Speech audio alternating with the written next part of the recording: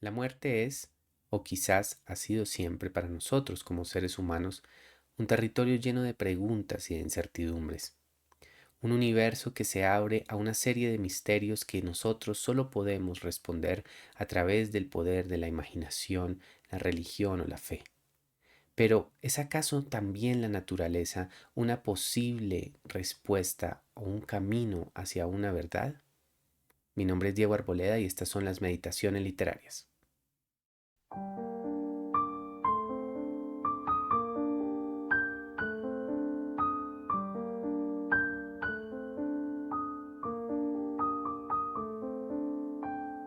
Hoy, en nuestras meditaciones literarias, nos vamos a adentrar en el territorio de la muerte. Y lo vamos a hacer a través de uno de los relatos más bellos y sentidos de toda la historia de la literatura rusa. Se trata de Tres muertes, cuento publicado originalmente en 1859 y escrito por el gran León Tolstoy, quien vivió entre los años de 1828 y 1910.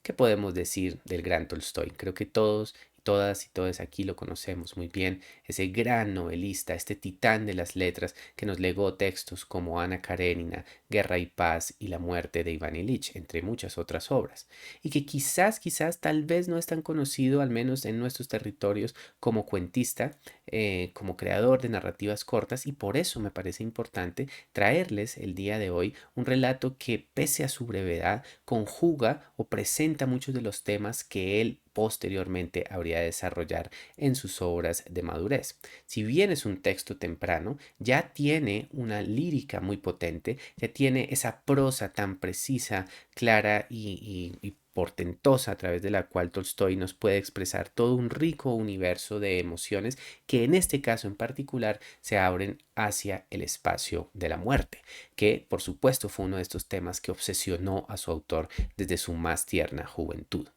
En particular nos vamos a centrar en el episodio final del relato, en el cierre del relato, un relato que, como nos dice su título, nos expresa tres muertes, tres distintas muertes de tres personajes muy diversos que, dentro de su propia aproximación a la muerte, nos permite explorar o vislumbrar más bien las distintas aproximaciones que nosotros como seres humanos también podemos llegar a tener ante este inevitable evento al que todos nos dirigimos y que habremos de vivir eventualmente.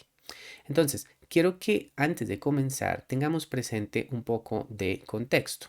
Esta es una obra que Tolstoy escribió cuando se estaba dando a conocer como artista, en un momento a finales de la década de los 1850, cuando había un montón de promesas de transformaciones sociales que eventualmente habrían de verse parcialmente realizadas con la independencia o la emancipación de los siervos en el año de 1861. Es una obra que se abre hacia una expectativa, que nos presenta ese universo inmediatamente antes de dichas transformaciones. Y es también un relato que pretende mostrarnos las diversidades del mundo social ruso, de las distintas estratificaciones sociales del mundo ruso. Y en particular, antes de comenzar el pasaje que leeré a continuación, debemos tener presente que se nos ha presentado una narrativa sobre la muerte de una mujer rica, una mujer joven y rica que ha fallecido a causa de la tuberculosis, una enfermedad que en este momento o en este periodo histórico no tenía cura y que afectaba a muchas clases sociales por igual. Esta mujer ha muerto en medio de una pregunta sobre su futuro, sobre su destino último después de su muerte. Es una mujer que parece moverse entre una arrogancia o entre un deseo desesperado de sobrevivencia y por otro lado una resignación, una aceptación de ese destino. El relato, si ustedes tienen la oportunidad de leerlo completo, les mostrará que no existe una respuesta última o clara a esta incertidumbre que la mujer ha tenido. Pero ella, lo que nos queda claro es que, como nos lo dice el relato, ella muere. Y en el momento en que nosotros nos adentraremos el día de hoy a este relato, ella ya ha fallecido y ha muerto al mismo tiempo o casi simultáneamente a otros dos personajes que habremos de explorar a continuación. Entonces, sin más preámbulos, vamos a lanzarnos a la lectura de este bellísimo pasaje y a continuación haremos la reflexión respectiva. Muchas gracias por estar aquí.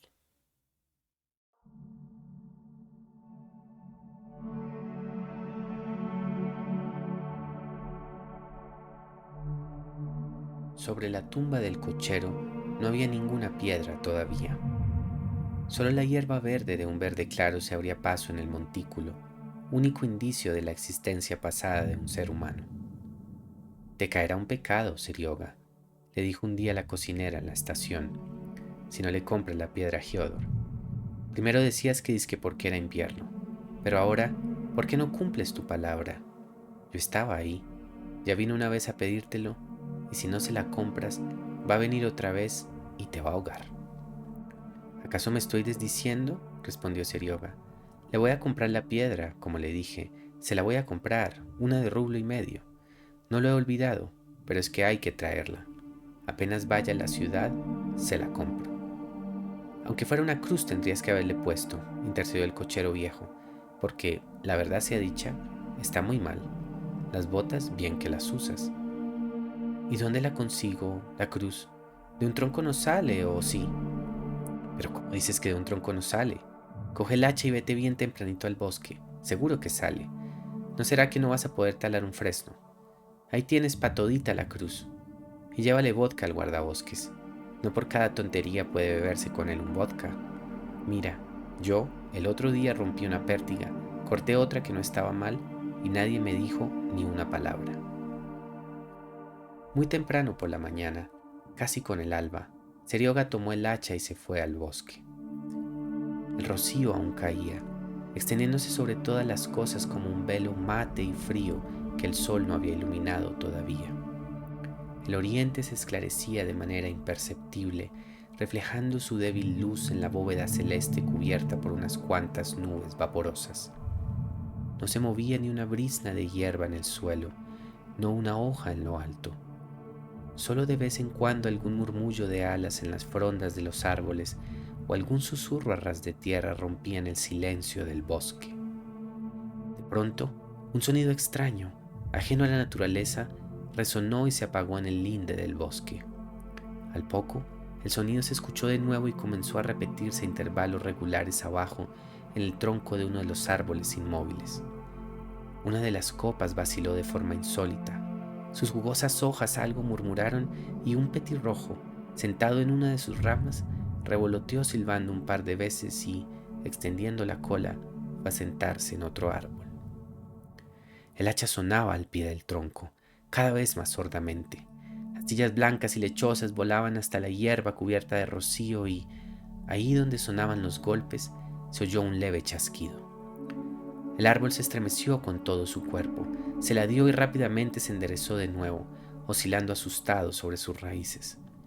Por un instante todo quedó en silencio, pero el árbol volvió a ladearse, en su tronco volvió a oírse el chasquido y, rompiendo sus ramas y destrozando sus varas, fue a dar con su copa sobre la tierra húmeda. Los sonidos del hacha y de los pasos dejaron de oírse. El petirrojo silbó y voló más alto. La rama que habían rozado sus alitas vaciló unos momentos y luego se quedó quieta, como las otras, con todas sus hojas. Las quietas ramas de los árboles lucían con mayor alegría en el nuevo espacio que acababa de abrirse.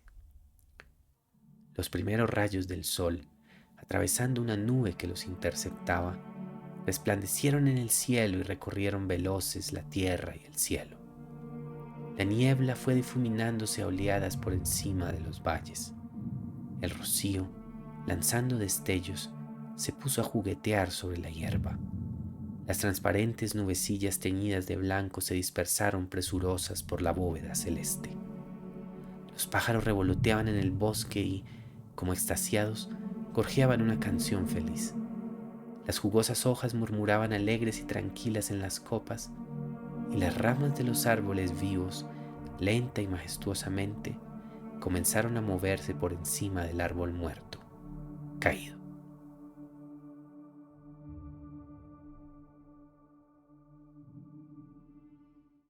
Una reflexión muy lírica y sentida nos entregó aquí el gran maestro León Tolstoy. Un pasaje que, pese a su brevedad y a su aparente sencillez, nos ofrece una serie de perspectivas sobre la muerte y quizás, tal vez quizás, nos abre a una comprensión o a una aceptación de dicha muerte dentro de un contexto panteístico. vamos a descubrir un poco esos hermosos matices que este pasaje tan bello tiene. Entonces, lo primero es que debemos retomar lo que yo les había señalado previamente. Antes del inicio de este pasaje hemos visto la muerte de una mujer rica, una mujer atormentada, una mujer que en muchos sentidos expresa los mismos tormentos espirituales y físicos que sentía el mismo León Tolstoy ante la presencia inevitable de la muerte. Ella ha muerto, ella ha fallecido y ha quedado enterrada en una muy elegante tumba. En contraste a esa elegante tumba, a esta pompa y circunstancia, todos estos rituales que esta mujer recibió en su momento, tenemos aquí la tumba de un cochero. Una tumba que al principio de este pasaje parece completamente olvidada, parece que ya ha sido dejada atrás por todos los seres humanos y está entregándose lentamente hacia el olvido.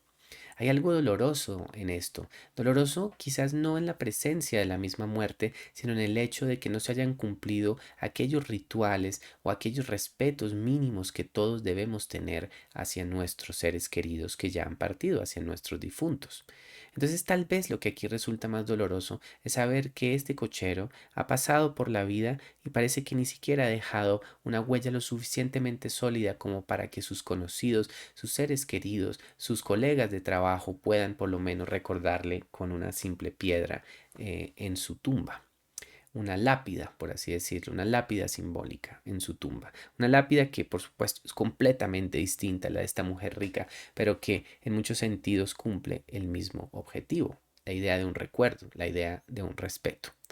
Entonces, es por esto quizás que la cocinera de la fonda en donde se desarrollan los acontecimientos o buena parte de los acontecimientos de este relato, le dice a un joven llamado Serioga que está cayendo en un pecado, que no ha cumplido una promesa que había hecho previamente. Y es que antes de iniciarse este fragmento que tuve la oportunidad de leerles el día de hoy, el difunto Giodor, el difunto cochero, le entregó sus botas a un joven cochero, a Serioga. Se las entregó bajo la condición de que debía ponerle una piedra o un memento después de su muerte. Es decir, en él también había un anhelo de recordación, un anhelo de respeto, un anhelo de ser recordado por seres queridos o por lo menos aquellas personas con quienes había compartido su vida. Miren cómo esto es una cosa que siento yo, nos resuena a todos profundamente también. No solamente por la idea de nuestra propia pregunta sobre la muerte, nuestra propia pregunta sobre el legado que dejaremos después de nuestra muerte, sino también ese deseo o ese anhelo que otros seres también reconozcan aquello que fuimos, aquello que vivimos. Entonces, Fyodor le ha pedido este favor a Serioga y él no lo ha cumplido, se le ha olvidado hacerlo y por eso esta cocinera lo regaña y le dice, mira, ya ni siquiera es invierno, porque el relato se inicia más en un periodo invernal, ya está llegando la primavera y le dice, ¿por qué no estás cumpliendo tu palabra? Él ya ha venido a pedírtelo. Aquí nosotros vemos un detalle de corte ligeramente sobrenatural. A través del relato se nos presenta el universo de los sueños, se nos presenta el universo de la fantasía como un umbral o un camino a través del cual los seres muertos también expresan sus sentires. Y si bien este sueño en particular que aquí se nos refiere no aparece propiamente dentro de la narrativa, la cocinera sí ha tenido la oportunidad de soñar con Serioga poco después de su muerte. Y se nos deja claro que en el intervalo que ha ocurrido entre la sección anterior del relato y esta que estamos aquí observando, este hombre ha regresado quizás en el universo, a través del universo de los sueños, quizás a través de alguna presencia sutil, a pedirle a este joven que cumpla esa promesa. Nótese la importancia que entonces tiene el cumplimiento de estos rituales. Rituales que entonces, bajo esta perspectiva, se convierten no solamente en esenciales para nosotros como seres que aún nos mantenemos con vida, como seres que nos hemos quedado atrás, y que observamos, digamos, el pasar de este ser difunto, sino también para que dicho ser difunto pueda encontrar una trascendencia última. Es indispensable que dichos rituales se cumplan con propiedad. Entonces existe esta idea de este ser que se encuentra un poco en un espacio liminal, un poco entre dos universos, entre el universo de los vivos y los muertos, y que necesita también de que se cumplan estos rituales y que esta piedra sea colocada en su tumba, o como mínimo una cruz. ¿Sí ven? Entonces es claro allí también algo que nosotros podríamos extrapolar a esa pregunta emocional, a esa incertidumbre misma que nos genera el pasar hacia ese otro mundo, ¿no? El estar entre esos dos universos. ¿Cómo es el sentir de aquellas personas que están siempre a puertas de la muerte o que se saben a puertas de la muerte, pero que aún no lo han cruzado propiamente? Es una de esas grandes obsesiones tolstoyanas que, por supuesto, habría de alcanzar un gran desarrollo en su magnífica novela corta La muerte de Iván Ilich, texto que recomiendo encarecidamente. Pero bueno, digamos, entonces aquí vemos el contraste. Y para cerrar, digamos, esta primera parte no quería dejar de señalar también cómo Tolstoy de una manera muy sutil nos presenta las profundas diferencias de clase que existen dentro de esta sociedad rusa en transformación. Se nos está diciendo, miren, esta sociedad funciona de esta manera, aquí hay unas diferencias importantes, pero ambos universos, tanto el universo de la rica aristócrata como ahora el del pobre cochero, están unidos por esta visión de la muerte. La muerte se convierte como en la gran unificadora, la gran estabilizadora, ese gran espacio en donde vivos y muertos, en donde ricos y pobres, perdón, se encuentran y se ubican en un solo espacio, en un solo territorio, aunque las arandelas y objetos que los rodeen sean muy diferentes.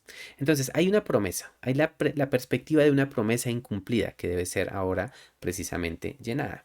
Serioga se defiende, él dice, pues yo no es que haya dejado de cumplir esta promesa, sino que sencillamente no he podido hacerlo. Tengo que traer una piedra, me resulta costoso. Nuevamente, vemos esas diferencias de clase. Nuestra protagonista u otra protagonista rica ha sido enterrada sin ningún problema en los sitios más elegantes, mientras que aquí Serioga pues se ve en una dificultad por no poderle traer estas cosas que necesita Giodor para su entierro.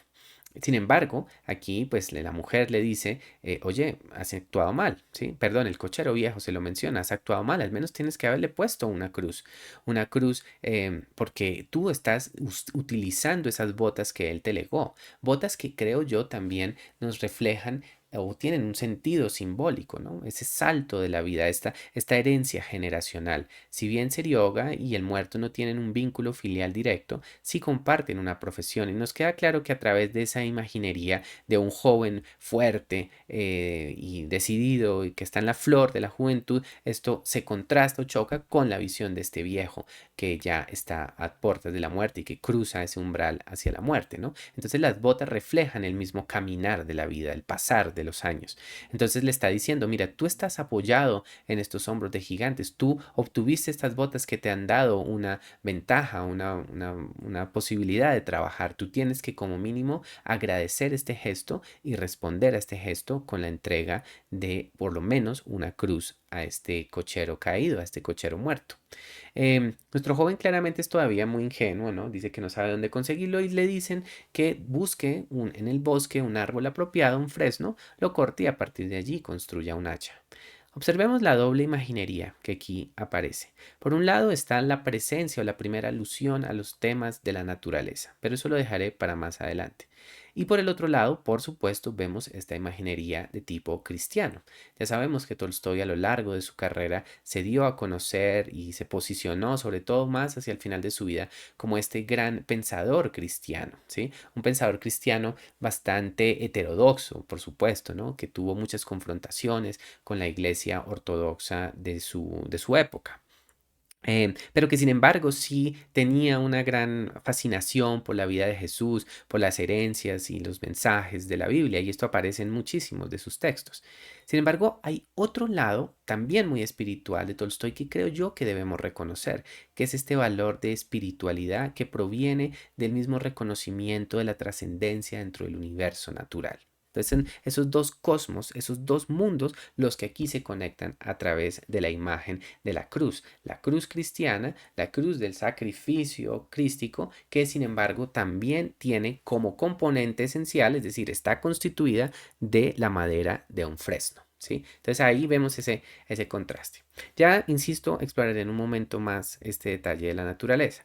Pero antes de eso quiero señalar otro pequeño punto, y es que aquí se le dice al joven que le lleve vodka al guardabosques. ¿Por qué? ¿Por qué hay un guardabosques? ¿Quién era un guardabosques? No, el guardabosques en este contexto no era exactamente lo mismo que hoy pensaríamos, ¿no? Como un guardabosques es una persona que está cuidando esos territorios por algún interés natural, ¿sí? No, sino que eran más bien personas que protegían territorios que pertenecían a los terratenientes terratenientes de este periodo histórico, ¿sí? Los terratenientes que controlaban buena parte de la tierra y que por supuesto tenían un gran número de esclavos.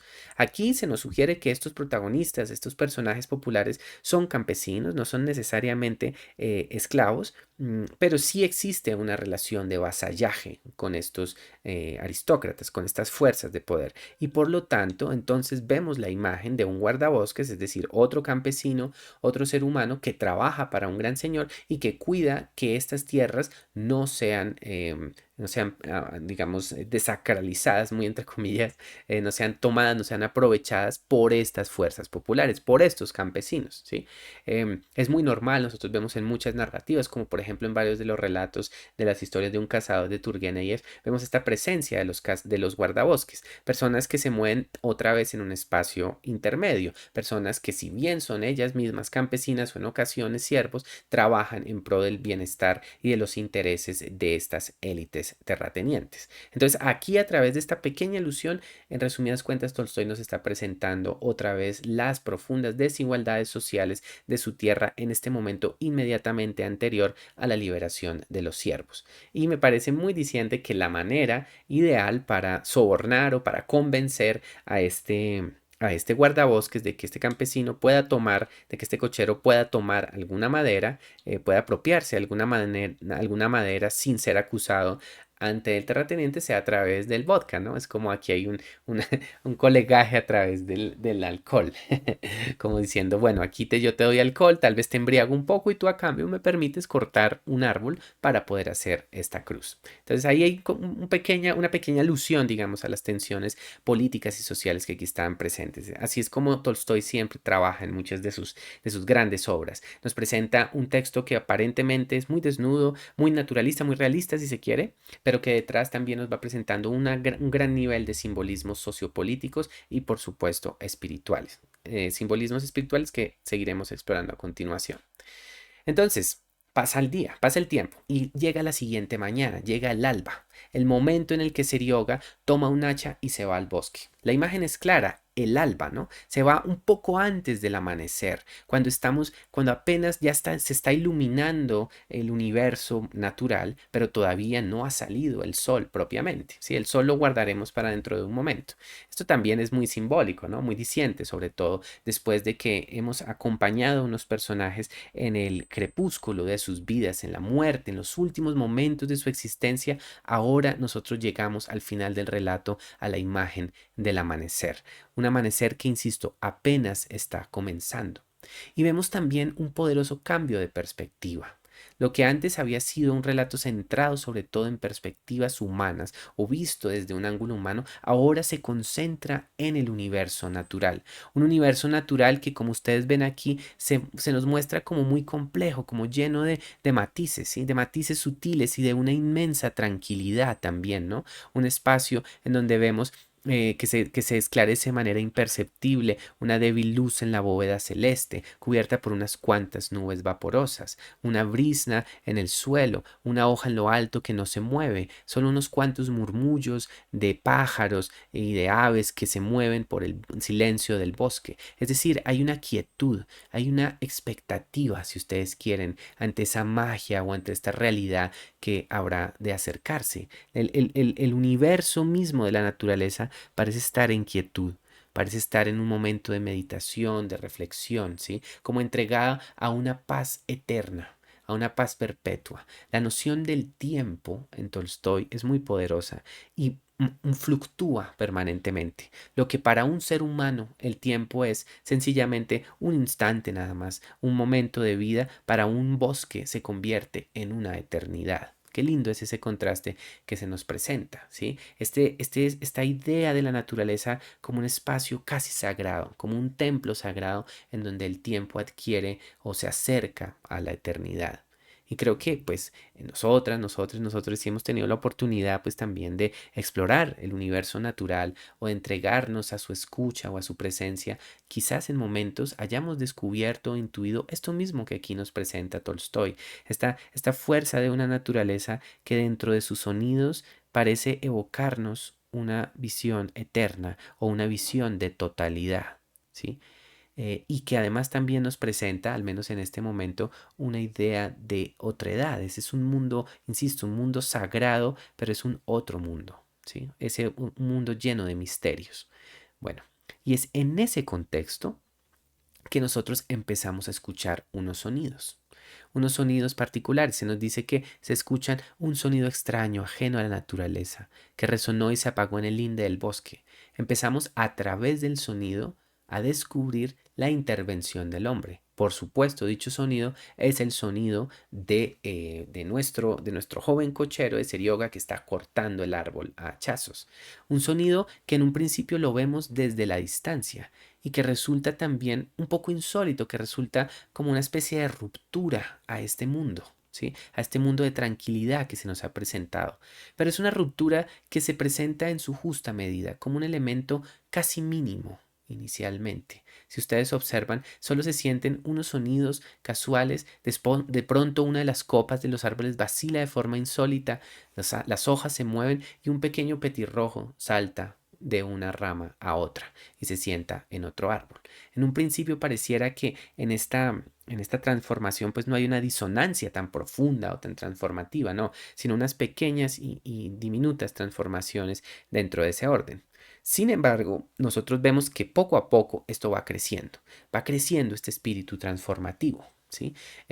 Y cada vez el sonido se hace más claro. Las astillas vuelan de aquí para allá. Me parece muy potente como a través de una descripción espacial también Tolstoy nos genera una noción de suspenso o incluso tal vez de dolor ante el reconocimiento, digamos, del sufrimiento o de los últimos instantes de este árbol que habrá de caer. ¿Sí? Y de pronto se oye un chasquido y el árbol, el majestuoso árbol, este fresno, se ladea y cae hacia el suelo, ¿sí? Rompe sus ramas, destroza sus varas y fue a dar con su copa sobre la tierra húmeda, ¿sí? Nótese también los adjetivos que utiliza Tolstoy antes, ¿no? Nótenlos. Como que nos dice, por ejemplo, que este árbol oscila asustado sobre sus raíces. Hay como un ejercicio de, no sé si antropomorfización, pero sí, por lo menos sí como de individualización de dicho árbol, como si este árbol también estuviera sintiendo. Por supuesto, lo sabemos perfectamente que los árboles son seres también sintientes y por lo tanto nos resulta emotivo e, insisto, un poco doloroso el descubrimiento de la muerte de este árbol que por supuesto se convierte en esa tercera muerte que da título al relato. Tenemos entonces la muerte de una rica aristócrata, la muerte de un pobre cochero y ahora la caída de un árbol. Un árbol que ha dado su vida para convertirse en un símbolo de la remembranza y la memoria de alguien más. Y por supuesto, esto también genera un dolor, una ambigüedad con la que el mismo Tolstoy está jugando, y es preguntarnos qué tan justo era que este árbol cayese. ¿Era realmente necesario su caída para lograr esta celebración de la vida de otro ser vivo que ya no está vivo, de este joven cochero? Hay en esto un ejercicio de arrogancia antropocéntrica de nuestra parte, de hacer caer un árbol ni siquiera para obtener un beneficio utilitario, para una sobrevivencia, digamos que el árbol se utilizase para un fuego, una fogata, sino meramente para crear un símbolo. Esto es algo muy interesante porque también hace parte de los juegos de poder o de las relaciones de poder que nos presenta Tolstoy a lo largo del relato. Tenemos por un lado estas separaciones fuertes de poder o de influencia que tiene la aristócrata y por el otro lado el cochero, y ahora vemos este aparente poder que tiene este joven cochero, el sobreviviente, sobre el árbol caído. ¿Sí? Entonces hay unas relaciones de poder y lo que empezaba como una mera descripción natural de pronto se convierte en una reflexión casi metafísica sobre el sentido de la vida y la presencia, por supuesto, constante de la muerte en nuestro diario vivir. ¿Qué podría haber pensado si este árbol pensase? Imaginémonos un momento, hagamos ese ejercicio de antropomorfización allí. Si pensase, ¿qué pensaría ante esta realidad, ante esta caída inescapable de su propia muerte? ¿Sí? Ante esta realidad, ante este reconocimiento de que en un momento se encontraba sano y luego estaba condenado a la caída. Hay un tema muy, muy poderoso e interesante allí. Por supuesto, la narrativa nos va a presentar una perspectiva distinta sobre la muerte, que vamos a explorar en un segundo. Pero por lo pronto, entonces volvamos a eso. Escuchamos ahora la caída del árbol y ese pequeño momento de estertor, de caída, de ruido, ¿sí? Da paso otra vez hacia un silencio, ¿sí? De pronto ha caído el árbol y ahora los sonidos del hache, los pasos dejan de oírse. El petirrojo silba, vuela más alto. La rama que habían rozado sus alitas vacila unos momentos y luego se queda quieta. Es como si esa ramita que se moviese fuera el último estertor precisamente de ese árbol antes de caer. Y luego nos dice aquí el narrador, las quietas ramas de los árboles lucían con mayor alegría en el nuevo espacio que acababa de abrirse. Mm, Imagen poderosa también esa, porque súbitamente nos abre otra perspectiva. A lo largo del relato nosotros hemos visto una exploración sobre el terror que podemos tener o sentir ante la muerte. Un terror que tiene distintas gradaciones, que en el caso de la mujer que abre el relato se expresa de una manera muy visceral, que en el caso del viejo cochero se expresa de una manera más sutil si se quiere, se ve tal vez desde una perspectiva resignada, aunque por supuesto un poco triste, y que ahora de pronto, en el caso de un árbol, se nos revela de una forma completamente diferente. Se nos revela tal vez como un elemento central de la misma existencia. Así como el acto de nacer es central, como el acto del desarrollo es central, como el acto de la vida misma y del disfrutar de ella son elementos centrales de la existencia, la muerte se convierte en un elemento más. Y la muerte se convierte o deja de tener una valía, un valor de terror individual y se convierte en una manifestación de un orden colectivo, un orden en donde un ser cae para dar paso a otros seres, para entregarle alegría o entregarle, en este caso, nutrientes y luz a otros seres que lo rodean. Súbitamente, en al menos dentro de este universo natural del bosque, nos damos cuenta que la caída del árbol, que por supuesto, como ya señalaba hace un momento, tiene unas ciertas evocaciones de temor y demás, dan paso ahora hacia una visión totalitaria, no totalitaria como total, ¿sí? Absoluta, si se quiere, ¿sí? Una visión completa en donde el árbol es parte de un todo en donde los otros árboles también, como decía hace un momento, habrán de adquirir una nueva luz, habrán de adquirir una nueva espiritualidad. Y ya menciono la espiritualidad por un elemento que veremos también a continuación. Entonces, esto nos abre una pregunta también sobre nuestro propio ser, sobre nuestra propia vivencia. Pensemos nosotros cómo estamos sumidos como seres humanos en nuestras sociedades contemporáneas en un perpetuo ejercicio del espejo, de la observación de nuestro propio ser, la confrontación de nosotros con nosotros mismos, la celebración de la identidad humana centrada en lo individual. Y por lo tanto, dentro de dicha celebración de la individualidad existe, por supuesto, un temor también muy grande a que dicha identidad, dicha individualidad se desintegre, desaparezca. Pero ¿qué pasa si por un momento vemos desde otro ángulo y nos preguntamos también sobre la importancia de nuestro pasar ante la vida como un acto de observación, de milagro, de agradecimiento también ante el reconocimiento de la belleza de la vida y que también posee dentro de sí misma una cualidad efímera, el reconocimiento de que somos parte de una larga travesía de seres que nos han precedido y que habrán de sucedernos y que tienen también un legítimo derecho de vivir en este mundo, de estar en este mundo y de sentirlo.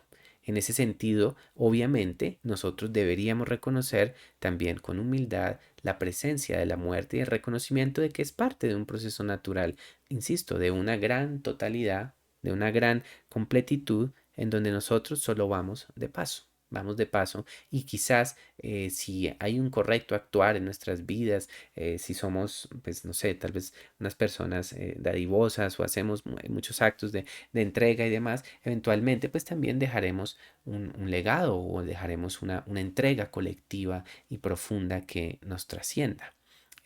Y aun si no existe dicha trascendencia, está la pregunta sobre la valía de entregar un espacio a otros seres que habrán de sucedernos eventualmente.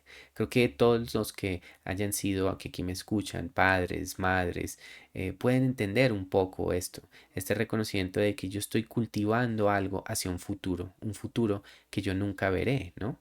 Pero un futuro del cual yo también de una manera secreta e indirecta soy parte. Y tal vez a través de este acto, de esta generosidad, de mi propia caída, como la caída de este árbol, estoy abriendo un espacio para que una futura generación pueda encontrar su plenitud. Y bueno, llegamos al final del relato y volvamos a la imagen de el amanecer. Ustedes recordarán, Serioga estaba cortando antes de que saliera el sol y ahora surge el sol, ahora sí lo vemos. En el último párrafo del relato vemos que los primeros rayos del sol atraviesan las nubes, resplandecen en el cielo y recorren veloces la tierra y el cielo. La niebla se difumina y el rocío lanzando destellos se pone a juguetear sobre la hierba. Transparentes nubecillas de blanco se dispersan por la bóveda celeste. Si se dan cuenta, hay una idea de una apertura, de que todas las sombras, de que todas las nubes, de que todas los posibles velos que existían caen y se da paso hacia una plenitud total. Aquí, por supuesto, el amanecer, ya propiamente hablando, la llegada del sol evoca una idea de futuro, ¿sí? Una idea de totalidad, de trascendencia. Que parece, por supuesto, estar teñida aquí de un gran lirismo y de una posible esperanza, ¿sí? De una belleza y de una felicidad que continúa, que se perpetúa. Miren las imágenes también tan hermosas. Nos hablan ahora de los pájaros que revolotean en el bosque, las que cantan una canción feliz, las hojas jugosas que murmuran alegres y tranquilas en las copas, las ramas de los árboles vivos que se comienzan a mover por encima de este majestuoso árbol caído, ¿sí? La vida sigue y parece estar llena de alegría, parece estar llena de plenitud y de primavera perpetua, ¿sí? Hay una idea de una renovación, ¿no? De un nuevo orden que ha de continuar más allá de nuestras vidas. Y es eso muy cierto, más allá de aquellos momentos que nosotros vivamos, más allá de este pequeño espacio que nosotros desde nuestra propia comprensión, digamos, del tiempo, en esa linealidad, de ese universo que nos ha tocado en suerte vivir, habrá muchas otras primaveras. Habrán muchas otras alegrías, muchos otros veranos, muchos otros momentos felices para muchísimos seres. Habrá muchos momentos de plenitud. Y la pregunta que nos deja aquí el relato y que yo les hago es cómo leemos eso. ¿Cómo leemos ese reconocimiento de futuras plenitudes que nosotros nunca veremos? Una posible lectura, si continuamos nosotros bajo la interpretación de un ángulo más individualista, si se quiere, es profundamente melancólica, ¿no? Creo que es claro, ¿no? El reconocimiento de que más allá de nuestra muerte, la vida sigue. La vida se perpetúa y hasta se glorifica, se engrandece. Si lo vemos desde esta perspectiva individualista, es hasta algo trágica esta caída del árbol. Y el árbol se convierte en tal vez una expresión de nuestro propio ser, de ese reconocimiento de que hemos caído, hemos desaparecido, hemos sido tal vez hasta utilizados, como en este caso, ¿no? El árbol será utilizado para ser el símbolo de una cruz y la vida habrá de seguir. En eso puede haber una nostalgia, puede haber una melancolía, puede haber tal vez hasta una profunda tristeza. Pero yo los invito, las invito, les invito a que veamos el otro ángulo, ¿sí? El ángulo trascendente, espiritual y total que nos expresa aquí Tolstoy. Es como si el Tolstoy cristiano diera paso al Tolstoy panteístico, al Tolstoy que celebra el poder de la naturaleza, al Tolstoy que reconoce que dentro de dicha naturaleza hay una idea de grandeza y de profundidad y sí, de transformación que es en sí misma también espiritual. Yo creo que para esto obviamente tenemos entonces que dejar a un lado una visión exclusivamente individualista y vernos, como mencionaba hace un momento, como partes de un todo, como partes de una gran totalidad. Y en eso entonces es donde nosotros podemos descubrir ahora un nuevo lirismo, un renovado sentir de alegría, tal vez incluso, de saber, como mencionaba hace un momento, que más allá de nuestras vidas, las vidas siguen y que nosotros fuimos parte, así como este árbol habrá de ser parte de ese ciclo natural. La vida habrá de seguir y habrá de enriquecerse tal vez también con esta vivencia que nosotros tuvimos, habrá de continuar. Si nosotros nos concebimos como seres que somos parte de una plenitud y nos entendemos como parte de ese orden, digamos, o de ese proceder del cosmos, tal vez podamos entendernos ya no desde una melancolía individual, sino desde una plenitud cósmica. Yo ahí les dejo la pregunta, ¿cómo interpretan cada uno de ustedes este gran pasaje? Queda abierto allí también para una lectura. Y por supuesto, podemos preguntarnos también sobre ese valor simbólico que este árbol también habrá de adquirir, cómo habrá de convertirse en una cruz. Es decir, no es solamente una cruz, es un símbolo de un sacrificio, de una caída que sin embargo engrandece e inspira y nos lleva más allá. Qué hermoso, qué sentido el lirismo. Y tal vez y así lo siento yo, digamos, para ir cerrando también nuestra meditación del día de hoy, es pensar cómo Tolstoy nos sugiere una visión diferente de la religiosidad. Que por un momento nosotros logremos posicionarnos a través del poder de la imaginación, a través del poder de la ensoñación, de la construcción literaria como la que él nos propone, un otro orden, ese orden cósmico en donde una muerte ya no es tan trágica, sino que se convierte en parte de un proceso que es tan natural como el acto de la vida misma. Y que dentro de su misma existencia, dentro de su mismo suceso, dentro del suceso mismo de la muerte, hay una serie de códigos que nos sugieren, por el contrario, la eternidad. Qué hermoso es también pensar, o al menos para mí lo es también pensar, que mucho más allá de mi propia vida, mucho más allá de los años, en aquel momento en donde yo también ya no me encuentre, la vida también estará llena de plenitudes, llena de sentires. Qué bello es poder imaginarnos también como seres de esta prodigiosa corriente que es la vida y de decirnos a nosotros y nosotras mismos como somos parte de ese milagro, de ese acto de la vida que también está lleno de profundas bellezas y que nos ha sido entregado tal vez para celebrarla, para observarla, para maravillarnos ante ella y ante su grandeza y ante su magia, por supuesto. Qué hermoso es también sentir que muchas veces uno es testigo de ese grandioso orden cósmico, de ese otro mundo que a veces parece trascendernos y que sin embargo tiene una belleza, un lirismo y quizás tal vez una felicidad profunda y sentida. Qué hermoso es eso.